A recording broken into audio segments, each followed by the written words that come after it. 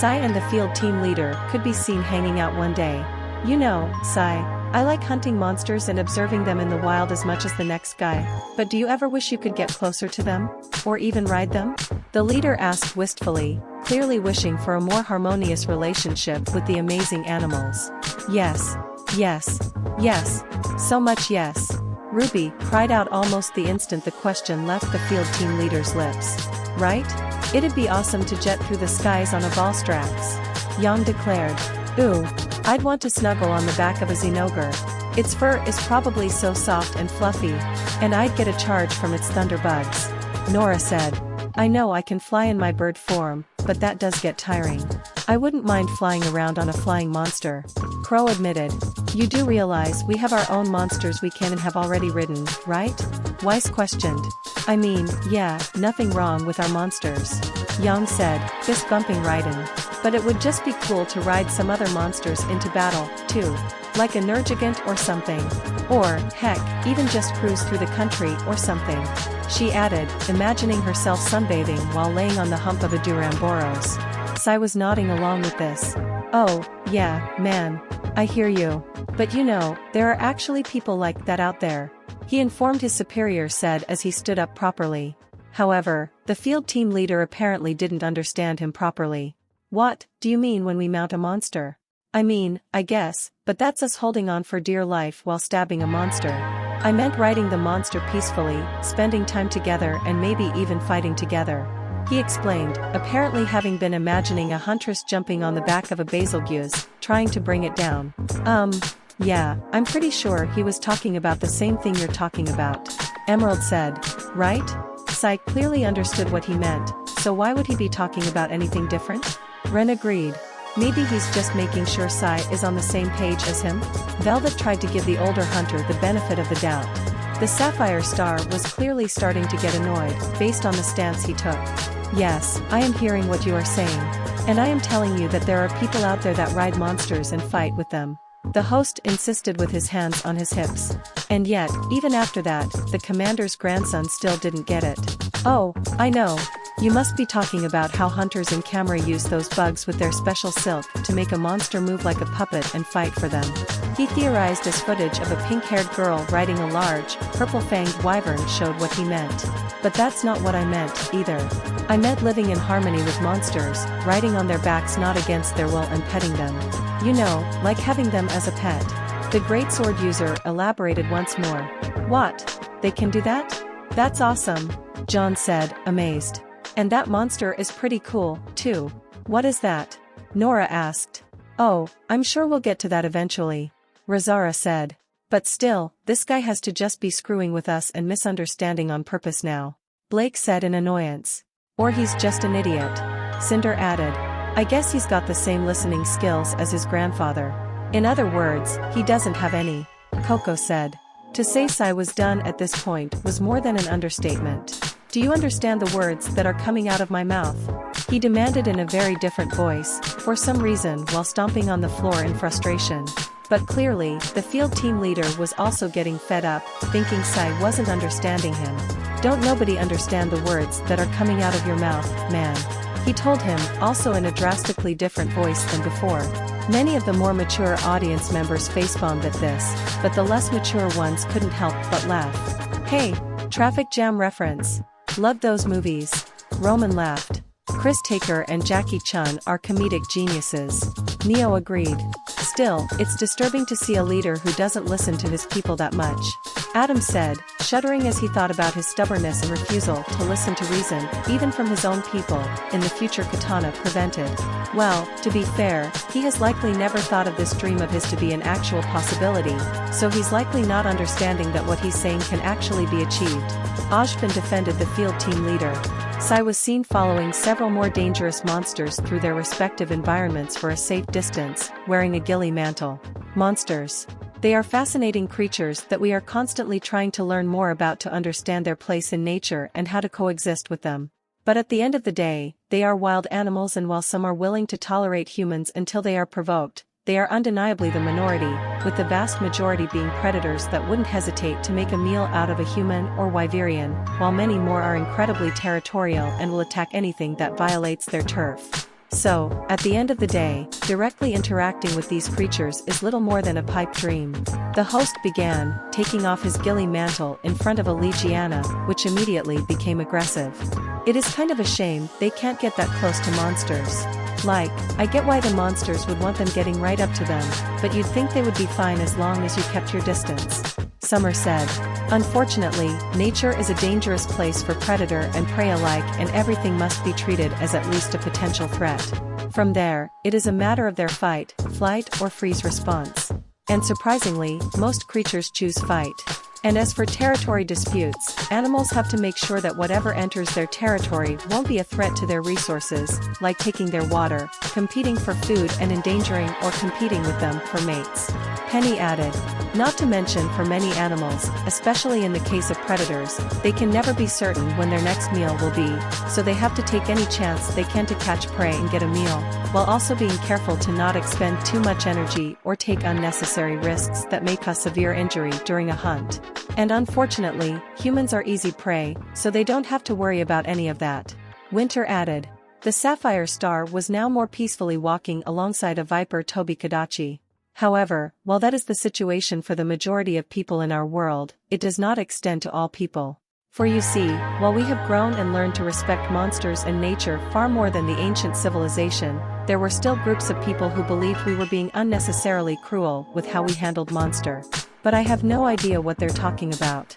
Sai began, before suddenly showing footage of himself hunting a rat halos. Got ya, bitch, he declared, cutting the fire wyvern's tail off with a greatsword. Ah, that's so nice, Hira said happily as the other members of the cinnamon trio cooed at the wholesome moment. Which was then ruined when Sai cut the Rathalos' tail off. That's not nice, the cinnamon trio all said in horror. Honestly, cutting the tail off was already unnecessarily cruel, but insulting it was completely uncalled for. Glinda said in disapproval. I mean, I can agree, that's mean to do to monsters, but it's also a pretty cool line. I wouldn't mind using that on some bad guys in the future. Yang admitted. Right? It's so great to use when you get someone over on someone. Razara said. Yeah, just check it out. Teko said, showing them a couple of scenes from DBZA where said line popped up. Okay, yeah, that's pretty badass in that context. Crow admitted. I'm convinced. That is awesome, and I'm gonna do it when we go kick Salem's butt. Nora declared. Agreed. It's certainly more satisfying against another sentient creature instead of a monster that doesn't understand you. Cinder agreed. Then, an awe-inspiring festival was shown as a number of men in masks danced with flaming spears. And so these people left the larger and more populated kingdoms and cities to make villages in secluded areas far from the curious eyes of hunters, where they would commune with nature and the monsters in it, learning how to bond with these magnificent creatures to become not monster hunters, but monster riders. Sai declared as another masked man approached the dancing spectacle on the back of a velociraptor. How breathtaking! Their movements are wonderful. And they're so calm and poised, even while handling fire. Weiss said in amazement. Yeah, and it's pretty cool to see a guy ride in on a raptor. John added. I'm just glad they've learned to coexist with monsters. Velvet said happily. Agreed. It's lovely they've managed to become so close to such amazing creatures. Hira agreed. Right. Look at that guy. He's totally in sync with that velociraptor. Ruby said in awe. I quite enjoy communing with nature as well. I've made quite a few animal friends. Penny said, thinking fondly of her firefly friends. A red-haired boy named Cheval shared a look of camaraderie with his partner, a Rathian. So, now in their little villages, they seek to observe and understand monsters in nature rather than capture and study them, as well as more peacefully solve issues and disputes with monsters, rather than killing them or beating them up and relocating them like hunters do. Sai began as a little boy was seen sitting next to a basking royal Ludroth. But while they do have weapons and such to do that on their own, it's easier with a friend, so they partner up with their very own monsties, a term coined from the words monsters and buddies. It's kind of lame, but I digress. The host explained as a group of several riders on the backs of velociraptors faced off against a Nargacuga that was strangely emitting black and purple mist. Ah, that's so sweet. Ruby cooed along with the other members of the cinnamon trio. Before gasping at Sai insulting the term. Lame? How dare you? The three of them shouted all at once, holding up torches and pitchforks. You know he's a fire demon, right? Torches won't do all that much. Rizara told him. The three of them paused for a moment, before swapping the torches for super soakers. Better, she confirmed. I don't know, sis. I'm with Sai on this one. It's kinda cringy, Yang admitted. Kinda? It's completely cringy. Your puns might actually be better than that, Cinder said, much to Ruby's aghast. How could my own sister and girlfriend say something so horrible? She asked in shock. A massive chunk of glowing cyan ore was then shown. So, you may be wondering how exactly they do this and if just anyone could, like could you jump on a Betelgeuse back and be best friends with it? No, you can't. Don't do that. Sai warned as a huntress leapt onto a Betelgeuse back. What is she thinking? Is she insane? Ironwood asked. And seriously, of all the monsters she could pick, she chose the literal bomber plane. Ilya questioned. If I had to hazard a guess, she was just informed riding monsters was possible and she attempted to do so without knowing all the details. Excitement can get the best of people when they see or hear about something they want to do more than anything. Ashbin theorized. Then let's hope he tells us the details soon. Hazel said. The ore was shown again. It's unknown when or how, but what is known is that at some point, before they even officially became riders, the people of these villages found a strange type of glowing ore that somehow resonates with people and monsters alike. It seems to calm and pacify the beasts, allowing people to get near them and form a connection with them. A kinship, if you will. The host spoke before showing several smaller stones outfitted to accessories on a rider's person. Kinship ore. Kinship stones. Oh, like kinship attacks. So this must be what makes it all possible. Summer realized. So, it needs a special rock in order to work? That kind of makes it less special, don't you think? Like it takes away from the natural bond somehow? Neo questioned. Well, they did mention the ore calms the monsters down, so maybe that's part of the reason? But that's probably the full extent. It's a lot easier to bond with something that's calm and peaceful instead of one trying to eat you. Ren theorized. But I gotta say, they know how to accessorize. Maybe I could get one of those on the back of one of my gauntlets. Yang said. A pair of riders and a feline faced off against a Kuliyaku. And thus, this ore was dubbed kinship ore and riders broke very small chunks of them off and made them into specialized accessories, most commonly worn on the back of one's hand, known as kinship stones. Sai explained as a boy with a red and silver pompadour posed with his hand raised to show off his kinship stone. And then they saw the main rider posing with his kinship stone. Ah, he's cute. Pira cooed. But what's up with that pompadour? Nora laughed along with a few less mature teens. Even Teko and Rizara were rolling on the floor in laughter. What was he thinking? His old, slicked back hair was so much cooler. Teko cackled. I know, right? I doubt he can even see with that thing. Rizara laughed as well. But that laughter was turned to squeals when their mother gave each of them a sharp swat on the butt. Girls, it's not nice to mock your little cousin like that. She scolded. Cousin? So he's Dash? Blake started. Another of Sai's children, yes. His son, Nasai. Katana confirmed. Is he a vampire, too? The cat girl asked excitedly. No, his mother is a blood demon named Nisha. She explained. But seriously, Rizara had a point. That thing's huge. It's at least gotta be blocking his upper peripheral vision. John said. I think it's distinctive. Helps him stand out. Yang corrected. Yeah, and if the kid decides to make a name for himself, it will make him easier to remember. No one's forgetting that hair. Roman agreed. Yeah, there's definitely some charm to it. My compliments to his stylist. Coco added. Those are actually kind of common. That pompadour in particular is the Baroff pompadour. A lot of writers model their hairstyles after certain monsters.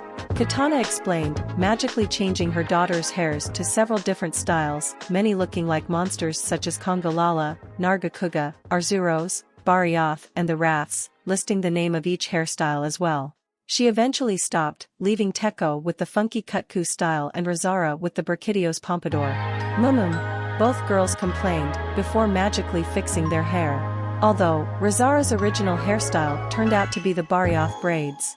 Whoa, all of those were so cool, Ruby said with stars in her eyes. I want the spiky Rathian, or even the spiky Nurgle, Ruby said. I want that funky Kutku style, Nora added, much to everyone's shock. Okay, we wasted a lot of time on this. Moving on, Katana said. Nasai was then seen flying through the sky on the back of a rat halos. But this alone is still not enough, simply having this won't just let you start riding a Betelgeuse. Seriously, stop doing that. Sai pointed out as the huntress jumped on a Betelgeuse again. Having a kinship stone does not automatically make all monsters friendly and let you jump on their back. Trying that would be a good way to get eaten. Instead, most riders go out to monster dens and procure an egg from the nest. Sai explained as his son dug through a nest until he found an egg. Many of the less mature cast laughed at the huntress jumping on the explosive flying wyvern a second time, while the more mature ones sighed. Okay, seriously, that woman must have a death wish. Winter said. Yeah, unless she's properly hunting it, which I kind of doubt, based on the lack of stabbing she needs to stop doing that. Glinda agreed. Okay, I'm not the only one that thought something was up with the way he said procure, right? Emerald asked, getting nods of confirmation from Roman and Neo. So, riders start out quite early, then, don't they? Nasai seems to be younger than RWBY. Ironwood noted. Well, they raise their monsters from babies, so they grow up together. It's a great way to help with the kinship. Katana made up a reason. The boy was seen digging for more eggs after this. And you can tell what kind of monster you get from the egg's design. Herbivores have short, wide, horizontal streaks. Bird wyverns have small splotch patterns. Fanged beasts have different splotch patterns. Leviathans have wavy horizontal lines. Flying wyverns have tiger stripes. Brute wyverns have horizontal jagged lines. Fanged wyverns have vertical jagged lines. Amphibians have streaks like herbivores, but thinner and vertical. Rhinocerons have vertical lines from the top of the egg to the bottom. Piscine wyverns have spots all over. Palamutes have a shuriken design, that's right, dogs come from eggs. And elder dragons have giant stars on their eggs. The host explained as Nasai had an egg of each kind in his hand, text below labeling them as an Aptonoth, a Pukii, a Kechawacha, a Purple Royal Ludroth, a Tigrex, a Fulgur Anjanath, a Tobikadachi, a Xantrios, a Nursilla, a Cephalos, a Palamute and a Nergigant. Ah, those eggs are so cute. Velvet cooed, earning nods from the other animal lovers. Yeah, I'm digging the tiger stripe design on the flying wyvern eggs. Crow admitted. I bet Blake likes the shuriken on the palamute eggs. Right, Miss Ninjas of Love? Ilya asked teasingly. Considering he just said a dog hatches out of those eggs, no. Blake declared. Suddenly, a record scratch was heard as an elderly Wyverian researcher was shown. Wait, I thought Nergigant are born from the fallen spikes of an adult Nergigant. How did he find an egg for one? The scholar questioned, looking to Sai for answers. The sound of crickets could be heard as the two stared at each other, before Sai suddenly aimed a pair of guns at the researcher. Interrupt my story again, Reggie. See what happens. The sapphire star threatened, shooting out to the sides to prove his point. Whoa, that's a bit extreme, isn't it? Weiss cried out. Pretty standard when it came to Salem. Hazel said. That just proves why it's too extreme. Weiss insisted. I mean, it will definitely stop people from interrupting you. Young said. I have a feeling he just didn't know the answer. Adam chuckled. A young blonde girl named Avinia could be seen walking through the forest. Now, I should note, this is not the only method of obtaining a monstie, just the most reliable. There is an account of a young girl named Avinia who got lost in a forest one day and snuggled up to the first thing she saw, a Barioth. Sai explained as Avinia was seen clinging to the ice tusk wyvern. I don't think I should have to tell you why that's a bad idea, but here's a list. The host said in a snarky manner, actually putting up a list of why that was a bad idea. That must be so warm. Velvet said sweetly. I know, right? It's such an adorable moment. Ruby agreed. She must have been scared, so it's nice to she was brave enough to do that. Pyrrha said. Then they saw Sai's list why that was a bad idea. Or, maybe it's not so nice. John said, particularly worried about the point of how big cats and dragons are particularly brutal hunters. He's just joking, right? Ruby asked. I'm afraid not, Ruby. As I said earlier, wild animals must treat everything with suspicion, so going up to one and hugging it would likely cause it to panic, thinking you're grabbing it to bring it down and kill it, so they'll likely attack to defend themselves. Penny said. Precisely. Which is why, Miss Rose, regardless of how much you love these animals, you are not to approach any sleeping monster in the wild to snuggle with them should you encounter one on a mission or training exercise. Glinda told her sternly. Or at home. Do you understand, young lady? Summer added, equally stern. Ah, yes, ma'ams. She groaned in disappointment. Avinia was seen walking through the forest once again. Then people eventually found her and brought her home. Then she went out to the forest again and was attacked by a gypsyros, but saved by that very same Barioth, who decided to go with her and be her monstie. Definitely the longer and more dangerous method, but it can work. So, either steal eggs and raise the baby that hatches, or go out into the wilderness, hug a wild animal and hope it doesn't eat you. I'll leave the choice up to you. The sapphire star as Avinia and the Barioth walked off together. Yay! The Barioth remembered her. Ruby said happily. How incredible. It was already willing to risk its life to defend a girl it had only met once. Pyrrha said in amazement. They really are like animals. It reminds me of all the amazing stories you hear about people saving animals and vice versa. Velvet added with a smile. However, their lifted spirits were brought down when Sai rather bluntly stated the method of acquiring the eggs. So, they steal the eggs? That's terrible, Pyrrha said. Yeah, we'd basically be taking unborn babies from their mommies. Ruby said, hugging Summer. Don't worry, Ruby. Many of these monsters are reptiles, which are not well known for being good parents. Penny tried to assure her. 5. And didn't Rage mention Astalos will eat their own young? Sounds like a mercy, taking them away from that. Weiss added. Then, many less mature members of the crew laughed at Sai's two options. Let's see, take an egg and don't get hurt in any way, or hug a wild animal and risk getting eaten. Tough choice. Yang said sarcastically. That second one definitely sounds like you, kiddo. And don't lie, you've said you wanted to hug pretty much every monster you've seen so far. Crow said as Ruby looked away sheepishly with a blush, knowing full well she'd do that. What is wrong with my family?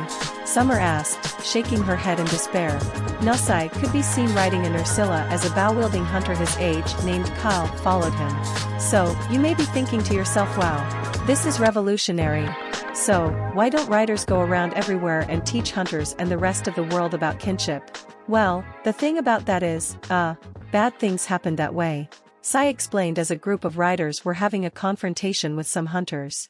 You see, most people in our world are so used to seeing monsters as threats, the idea of befriending and riding them was completely outlandish to them. So, hunters and the people of most regular settlements were highly suspicious of riders, even going far as to attack them. The host informed as an older Avinia stated that people have attacked her before. What? Ruby, John, Velvet and Penny all cried out in shock. Okay, I understand being a little bit questionable, but outright attacking them? That's absurd. Weiss cried out. Even dismissing their ways like that is ridiculous. I mean, if you're looking at someone riding a monster, how are you going to say riding a monster is impossible? Cinder questioned. That'd be like questioning if the maidens exist seeing one of them call lightning from the sky. It may not be right, students, but it is understandable. As Sai himself said, they've only known monsters as threats for the longest time, it's hard to see them as much else. Ashbin told them. Especially considering they can be a danger to not just settlements, but the balance of nature itself, like with Deviljos or elder dragons. Ironwood said. Exactly. Now imagine if someone told you that you didn't have to kill those monsters after that's how you've dealt with them for so long. Or even that you could have those same walking natural disasters as pets. You'd think they were insane. It would be like someone telling us we could domesticate the Grimm. Winter said. The confrontation between the riders and hunters was shown again. Meanwhile, riders tend to see hunters as savages who brutalize and savagely kill beautiful creatures of nature. This is the reason riders live so far away from most hunter-controlled settlements, to protect their monsters and themselves from people who would fear or kill said monsters. And potentially even the riders should they get in the way. In fact, taking it a step further, one could even argue into the extremes. These villages made it a rule that, should a child grow up and become a rider, they can never leave the village, so that they'll never stumble upon hunters and the secret of riders doesn't get out. Sai explained as the chief of a rider village told a young blossoming rider as much. As you might have guessed, this means very people know about riders, even other rider villages are left unaware of each other. The host went on as Avinia was surprised to meet a rider who wasn't from her village. Now it was the adults' turn to be shocked. How could they think something like that? Summer demanded. Well, like he said, they are kind of killing beautiful creatures. RWBY admitted. We admire these creatures as much as you do, Miss Rose, but it is important to remember, they are still dangerous. Lives are at risk when these monsters lose control. Some of them even threaten life with their mere existence. Sometimes, the only option is to slay these creatures. It should only be the last resort, of course, but it can't be ruled out as an option. Glinda told her. Yeah. Not to mention, hunting these things are dangerous. Heck, Rage says in every video how most of these things could kill you. So these hunters are risking their lives to protect people, other monsters, the environment, or even the balance of nature. Just like what Winter said, it'd be like if people called us out for risking our lives, killing Grimm. Crow told her. If someone said something like that about Gretchen, I'd tear their heads off. Hazel growled. And moving far from hunters doesn't help their situation either. That's just running away. That's what the faunus in Menagerie do, hide away and ignore what's happening in the world around them. That's what allowed Sienna and I to get out of control in the future. Adam added. Nusai could then be seen talking with a hunter and a woman in a uniform. However, this thankfully changed during an almost apocalyptic event known as the Black Blight, where a strange black vapor, almost like the frenzy virus, caused monsters to go completely berserk and go on a killing spree. It even corrupted the kinship war that once made monsters calm and peaceful. Determined to find the outcome, a young writer traveled far and wide, purifying the kinship wars and restoring peace, gaining recognition from people and inspiring them to look outwards and try to understand writers. The host retold as, indeed, people started to praise a young writer girl for solving their problems. Well, that's a good start. Young said. Yeah, it's good to see someone take initiative and not just sit around and wait for something to happen. Blake agreed. And getting people to owe you big time is pretty nice, too. Neo added. Yep. One of the big reasons I wanted to be a huntsman in the first place was for the fame and adoration. But then I found out that doesn't mean you get free stuff. Roman said. A young, buck-toothed boy was then seen dramatically introducing someone. Unfortunately, not all inspirations are good. And the discovery of writers almost aided the Black Blight in destroying the world. Thanks in part to the evil doctor manager. Sai declared, showing a man whose appearance simply screamed mad scientist, with crazy goggles, mechanical gauntlets, wild and shabby hair and a what looked like a messy imperial mustache, but was actually massive nose hair. Suddenly, Nusai could be seen as if he was looking at the viewers. Menelger. He corrected his father with slight annoyance in his voice. Most of the students broke out laughing upon seeing this strange mad scientist. Oh, my gods! This guy looks like the most cartoon mad scientist ever. Nora laughed. It's Professor Port if he were an evil genius. Coco laughed. Respect the mustache. Velvet giggled as well, putting on her impression of the mustachioed professor. Wait. Emerald said, looking closer. That's not a mustache. That's nose hair. She exclaimed. And, even after his son corrected him, many couldn't help but laugh at Sai's mispronunciation. Oh, my goodness. I can't get it out of my head now. Manager, Menelger, they sound too close. I can't let it go. Hera giggled. I don't know, everyone. He's giving me some serious senses of danger. Weiss told them. He almost reminds me of Merlot somehow. Blake said, remembering the crooked doctor they once faced. The mad scientist was shown once again. Menelger. He repeated quickly. You see, after once having been attacked by a monster, Menelger came to fear the creatures. But after the discovery of riders, he made it his life's mission to use machinery to replicate what riders are capable of. But whereas riders form attachments with monsters to the point they love, trust and would die for each other, Menelger sought to control monsters, his machinery basically enslaving them while causing them great pain. And also constantly malfunctioning, making the monsters more berserk than the Black Blight.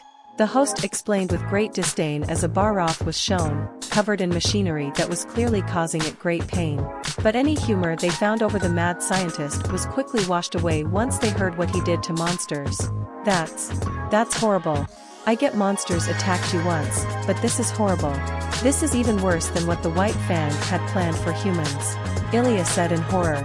My gods. Is this how I would have turned out if I went through with my ambitions for certain monsters?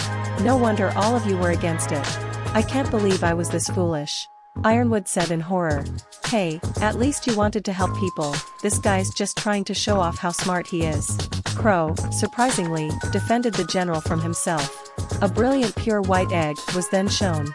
And eventually, a prophecy was discovered, telling how a mighty white elder dragon, RWBY, would be born into the world and, with a strong and worthy rider by its side, cure the Black Blight. Sai explained as a gorgeous white elder dragon was shown. And so the rider attempted to find this egg, but guess who beat them to it?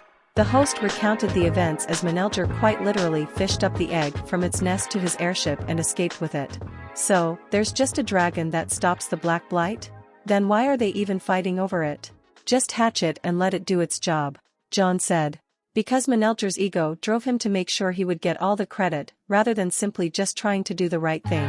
Ren growled in one of his rare moments of anger. Did he seriously just fish up an egg? Especially one containing a world-saving elder dragon? Winter questioned furiously. What if it slipped and broke? Or the hook punctured the egg? He would have doomed the world. Weiss ranted along with her sister. A younger Cheval was then shown. And so, he had the monster, but now he needed the rider. Enter Cheval, a boy who once longed to be a rider, but when the Black Blight first started, a blighted Nargacuga destroyed his home with his mother inside it.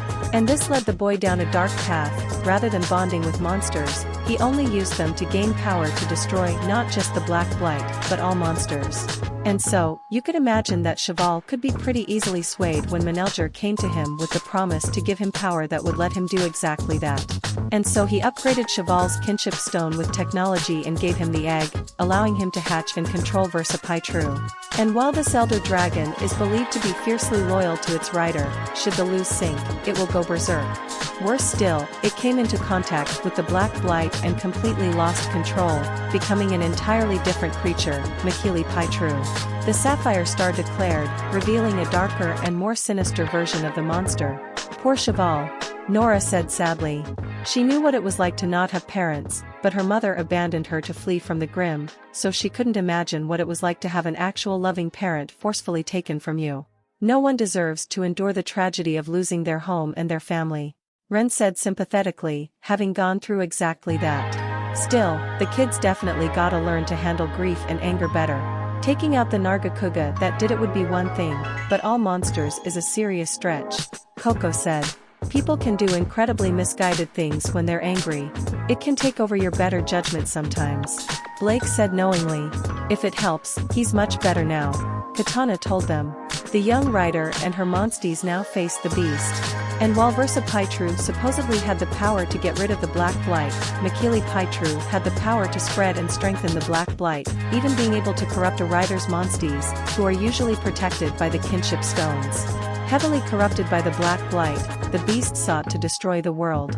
But thankfully, the rider and their loyal rat Halos was able to overcome the Black Blight and defeat RWBY, putting an end to the Black Blight and proving once again, you should never listen to prophecies.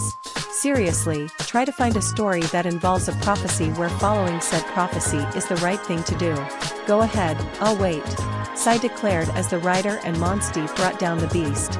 Of course this guy somehow turned the thing that would save the world into the one who would destroy it. Roman said. That must be so tragic, having your purpose corrupted from destroying an ultimate evil to strengthening and spreading that evil. Penny said in horror. You either die a hero or you live long enough to see yourself become the villain. Ruby said dramatically, quoting a comic movie she saw once. At least the writer managed to put it out of its misery. Pyrrha said. I mean, there's gotta be one story where following the prophecy was right. Right? John asked. Let's see. The big three I can think of the top of my head are Kronos, the ruler of the Titans and father of the gods. He was told his children would overthrow him, so he ate the first 5 and would have eaten the last one, but his wife swapped the baby for a rock and then the baby grew up and overthrew him.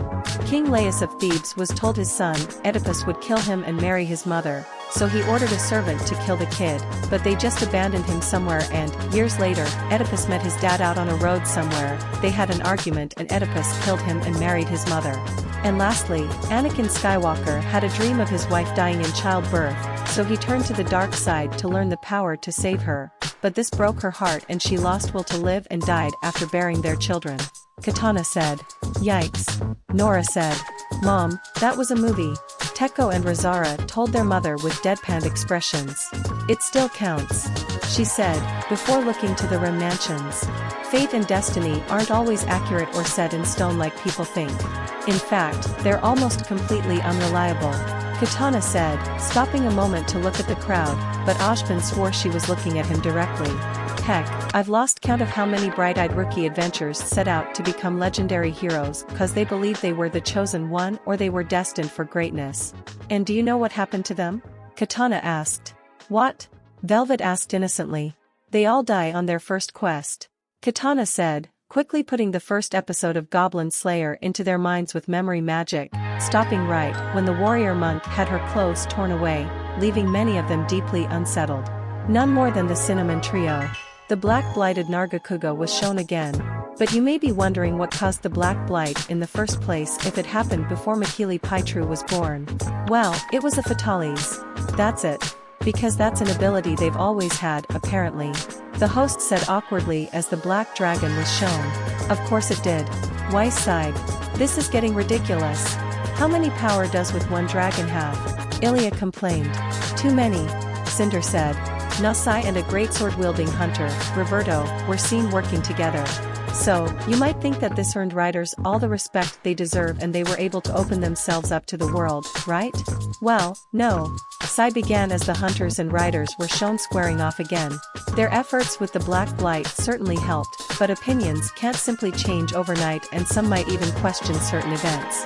So while things definitely improved, there are still hunters who see riders as lunatics who sided with the enemy while some riders see hunters as barbarians who kill their friends. But since hunters have been working with the guild so much longer than riders, the guild generally sides with them. To the point that some particularly dickish hunters will openly mock riders' beliefs and culture, trespass on their sacred grounds and, in extreme cases, even try to capture or kill their monsties. The host said disdainfully as a group of hunters chained down Nasai's rat halos, even throwing the boy to the ground as he tried to defend his partner. Oh, come on. Even if you don't believe in their ways, you don't have to mock or insult their cultures. Summer scolded. And trespassing on sacred ground is unforgivable. Velvet snapped. I guess just because you're a hunter doesn't mean you're not an asshole. Roman said. They're even willing to kill their monsters. What the hell? That's like killing someone's pet. And pets are like family. Yang shouted furiously. People can stray from the path of righteousness, firecracker. Just don't let yourself be one of them. Crow said. The elderly Wyverian scholar, Reggie, was seen again. Sai, aren't you being a bit disingenuous here? After all, that is a raisewing rat halos believed to be capable of destroying the world, so I'd say the hunters were right to take it. Just because it's your son's rat halos doesn't give it special treatment. The diminutive researcher tried to reason with the hunter, but Sai's response was to whip out his pistols again. You're on thin ice, Reggie. He threatened the scholar yet again.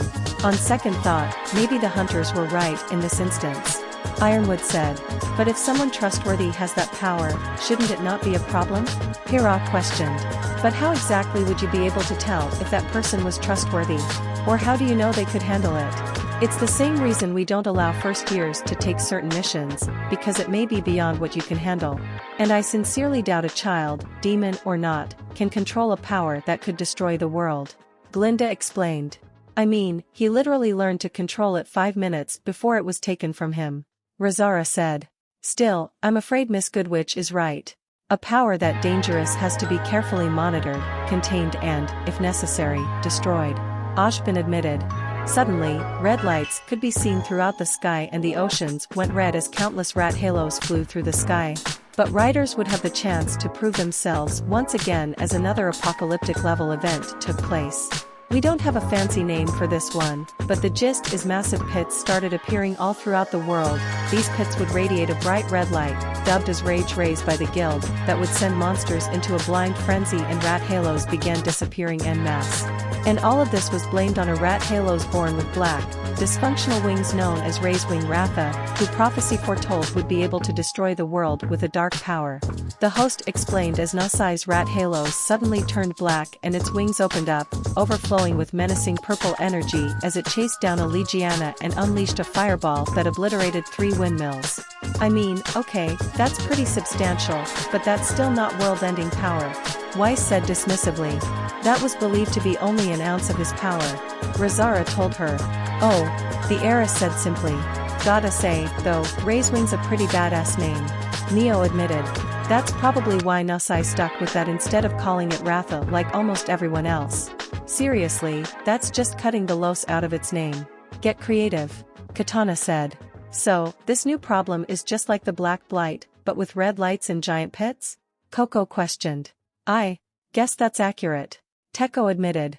Geez, there's a lot of things that drive monsters mad in your world, isn't there? Emerald asked. One could say that about life. Lots of things could drive certain people insane. Razara said sagely. Nasai and a Wyverian rider, Alwyn, now faced off against a Rathian. However, these events were taking place before this Raisewing rat halos even hatched. Pretty hard to cause the apocalypse when you're not even born yet. And so, the partner of this special rat halos, my son, Nasai, set out to uncover the truth. Sai explained as Nasai and a Wyverian girl, Aina, discovered a dead rat halos on the ground and another injured one not too far ahead, near one of the pits. And what was discovered that this light was produced by an elder dragon in its larval state. The light that produces the rage rays is hypnotic to specifically rat halos, while all other monsters are driven violently insane. And once the rat halos are drawn in, the elder dragon responsible will either somehow drain its life energy, or outright consume it with this thing.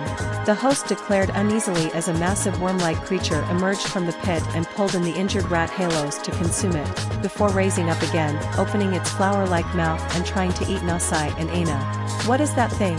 Summer cried out in horror, her PTSD of monsters with nightmarish maws being reignited. It's huge. So, that thing tunneling through the ground is what made the pits? Zhang questioned. That's it. Katana confirmed. Geez, those put that big crater Raisewing made to shame. Yang said. And considering it just tried to eat them, I'd say it's a significantly greater threat. Winter added. A long-haired Wyverian man was seen. And this creature also emits a strange call almost like a voice, which some individuals found rather hypnotic themselves, including this guy, Zellard, who, upon hearing a beautiful voice he could not understand, somehow deciphered that this creature was going to remake world, and so he organized a cult in order to capture more rat halos to feed this creature they called the Exalted One, to speed up its growth and bring about this new world. And ultimately, they succeeded, allowing these worm tendrils to feed on enough rat halos until it had enough energy to become its true, adult form, the Wings of Ruin, Altura. Sai announced as a beautiful, yet horrifying monster was seen that looked to be a mix between a dragon and a moth. The crew was shocked when they saw Altura. It's beautiful, but somehow terrifying at the same time. Weiss said. Sorry, I think I'm seeing things. Does it have 6 wings? Cinder cried out. Yes, it does. Razara confirmed. I don't know if that is the coolest or most ridiculous thing I've ever seen. Crow wondered. But how? Surely, they must get in each other's way. Ironwood said. Well, we can clearly see that's not happening. Ashbin said. Gotta say, I never thought a dragon and a bug would make a good combo, but this came out pretty nice. Roman admitted. Altura was then revealed to actually have 6 wings with moth-like designs as it fought Nasai and his rat halos, as well as Kyle. Make no mistake, Altura is incredibly beautiful, but she is devastation itself for the earth. While she seeks to only live in peace, her mere existence upsets the balance of the world. Her very presence causes large-scale shifts in the weather, similar to a Latrian. But unlike the blazing black dragon, who can choose whether or not to deliberately do this, Altura seems to do this passively, so it does not stop as long as she's alive. And she has absolutely zero regard for any living things other than herself, and she will aggressively attack anything that gets remotely near her. Which is bad because, also like a Latrian, she has control over all 5 elements and, with her seemingly limitless levels of energy, she can use these to absolutely devastating effect. Sai explained as Altura rained elemental shards and even massive spheres of energy down groups standing against her. Changing the weather just by existing? That's insane. Like he said, at least a Latrian chooses to do that or not. Blake said. What even is that weather? The sky's swirling, but it's also blue like the ocean. I can't even tell what is supposed to be going on here, but it can't be good. Ilya said. Oh, goody. Extremely aggressive. Because, I was a little worried that it might just be mildly unpleasant. Coco said sarcastically. That just means there's more reason to take it down. Adam declared. Oh, come on. Having all elements is totally hacks. Nora complained. Before looking over to Amaryllis as the blazing black dragon glared at her. Oh, it works for you, though, she said. Probably because she doesn't have enormous AoE attacks like that. Look at that. There's nowhere you can go. RWBY cried out. I mean, there is Eschaton judgment, but if you knock it down enough, it's a non-issue. Razara admitted. That second attack looked like a soul bomb from Dracosphere X. Yang exclaimed. And the first one looked like it shot 1,000 dust crystals and make them explode. Penny cried out in shock. Kyle managed to pierce Altura's top wings with a pair of arrows. But thanks to the efforts of Hunter, Ryder and Monster, Altura was finally defeated and peace was restored to the world once more. Proving two things, riders have more than earned the respect of the people and, once again, you never listen to prophecies. Sai declared as now Sai and his rat halos crashed into Altura, driving it down into the ground and creating a massive explosion that finished the ruinous dragon. Truly, these are amazing children to stand up to such odds and come out on top. Hazel praised. And it's nice to see hunters and riders finally come together to do the right thing. Velvet added. Indeed. Hopefully, that will go great lengths to strengthen the relationships between the two groups. Ashvin said. But then, many of them couldn't help but chuckle at Sai's last point. He's really not letting go of this prophecies thing, is he? Crow asked. I mean, you would, too, if you saw how many times people either go along with or try to prevent a prophecy, only for their actions to cause said prophecy. It's kind of insane, Katana told them. A large, pot-bellied Wyverian was shown as a Lagombai and Yian sat on special platforms. And that is almost everything about riders except for, arguably, their greatest skill, the rite of channeling. I have no idea how they discovered it or how it works, but they are somehow able to imbue the essence of one monster into another, giving them powers unlike anything a normal monster of their species would have. For instance, if you take the essence of a Yian Kutku and put it into a Lagombai, the result would be a giant snow bunny that can breathe fire. The host explained as light passed from the Yian Kutku into the Lagombai. And once the process was finished, the Lagombai stood up and now, with a red tint to its body, breathed a stream of fire.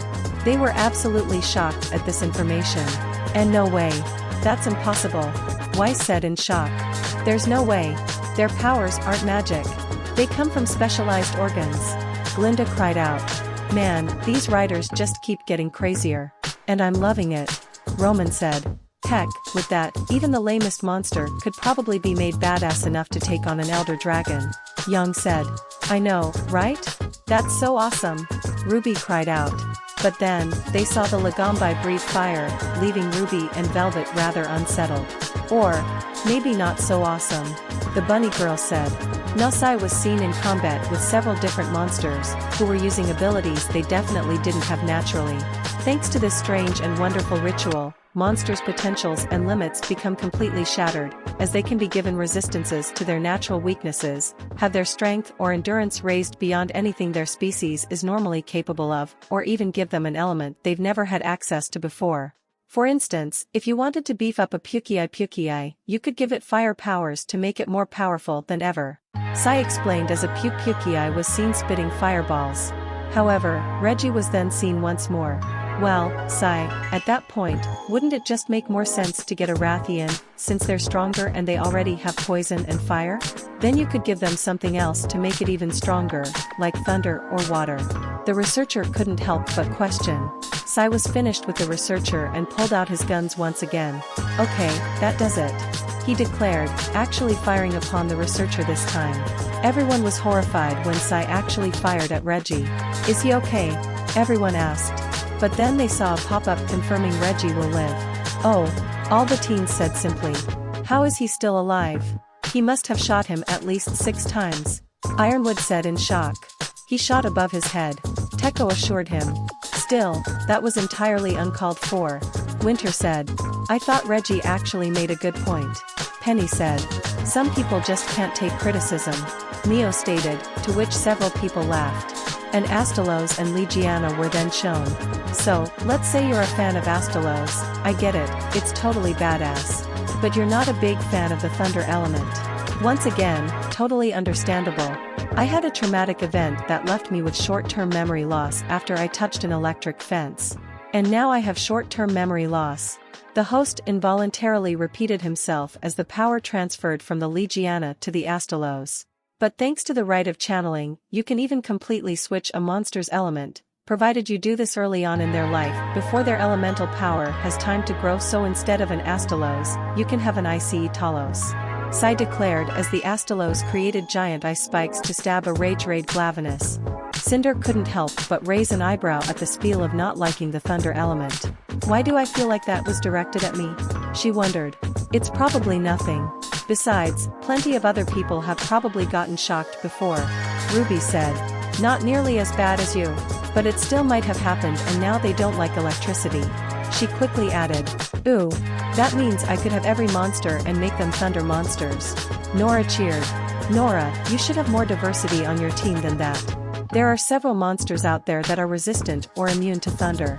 Ren told her. Now Sai was riding on the back of his rat halos once more.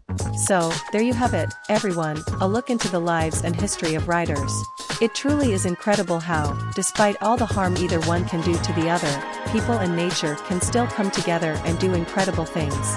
And I don't think anything exemplifies this better than the bonds shared between riders and their monsters, two amazing powers coming together to make each other better than they ever could be on their own. Sai finished as the rider and his monstie took off into the sky, becoming one as they soared over the world beneath them together. An excellent point to end on. Whatever limits one person has can be easily overcome when we come together to support each other and cover each other's bases. Ashbin said. That looks amazing, to be able to soar through the sky like that. Summer said with a smile. Yeah, they just look happy and free together like that. Blake agreed. Riders are officially the coolest. I will die on that hill. John declared. You know what we're gonna ask. What did you think? Razara asked. It was so cool. Being able to ride monsters is awesome. But being able to give them new powers is even more awesome. RWBY cried out. Agreed. It is rather amazing what monster and riders have been able to do together. I just wish stealing eggs wasn't the best option to get monsties. Hira said. They should also be commended for the 2 separate times they've saved the world. If that doesn't earn them recognition, I don't know what will. Weiss added. But let's hope that recognition comes with better understanding. Blake noted. Yeah, it is still messed up how hunters are willing to be such assholes to riders. Young agreed. It's the same deal as hippies against regular people nowadays. Oh, we're so cruel for eating animals. Eat some bacon, you veggie-loving freaks. It's just one big, glorified petty debate. Everyone took a moment to stop and think about that, before nodding. You actually made a decent point. Ironwood admitted. I'm just happy they can coexist with monsters and don't have to fight them. I hope we can be the same. RWBY said. I don't know, Rubes. Then we wouldn't be able to fight them. I mean, I guess there would be sparring, but that's not the same. Young told her. Yeah, I want to give some monsters the big bonk. Nora said, raising her hammer. I guess you're right, Young. I'd love to coexist, but I'd also miss the thrill of fighting them. RWBY admitted. I like pretty much everything about riders. Especially the hairstyles. Neo said, using her semblance to change her hair to some of the styles they saw earlier several times. RWBY gasped at this. Ooh, that reminds me. We should totally bring that to Remnant. And maybe we could even come up with more monster hairstyles. Like an Astalos mohawk. She declared. You know what? That's actually a cool idea, RWBY. Young admitted. Yeah, it could be the latest trend. People would kill for some of those styles. Coco agreed. I'm quite partial to the Barioth braids, honestly. Weiss said. The spiky rat halos would look pretty good on me. John declared. I could see myself rocking the shaggy Legiana. Crow added. Perhaps I might try out the Kelby braids. Glinda said. And I'm a fan of that Mizutsun braid. Summer admitted. So, we're all in agreement. It's a thing we're doing. RWBY cheered. So, what will we be watching next? Hira asked. Oh, well, it's interesting you of all people ask that, Hira, because the monster we're about to witness is just as much of a master of magnetism as you are. Maybe even more so. Teko told her. What? That's awesome. I know this monster will be amazing, just like you, Hira. John told her. So, there's a magnetic dragon out there, which should be the perfect match. But instead, you stuck her with a giant spider? Ashbin asked in annoyance. The arachnophobe left in disbelief they had to deal with the massive arachnid instead of the dragon in question. But Arachne then let out a hiss at Beacon's headmaster, causing him to scream and jump into Glinda's arms, who promptly dropped him on the floor. "Oh, come on, Professor. Arachne is awesome," Nora defended, patting the spider on the head. "But I still can't wait to see this magnet dragon," she added. "Indeed. So, please magnetically pull your attention to the screen to witness Ricodiora," Katana declared, starting the next video.